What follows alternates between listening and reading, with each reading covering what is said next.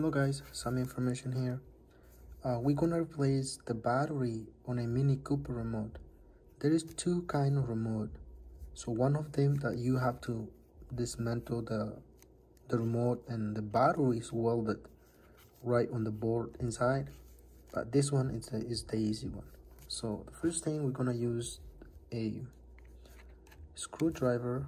Just gonna pop this out. You have to be careful. The battery comes out like really easy.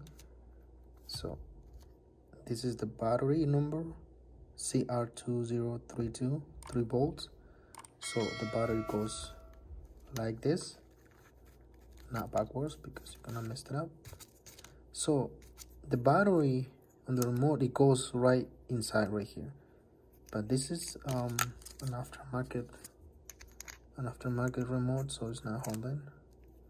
So we're just gonna put it right here, place it right here, and put the top right there. So they're just gonna push it. That's it. There you go. New one. Thank you for watching. Take care.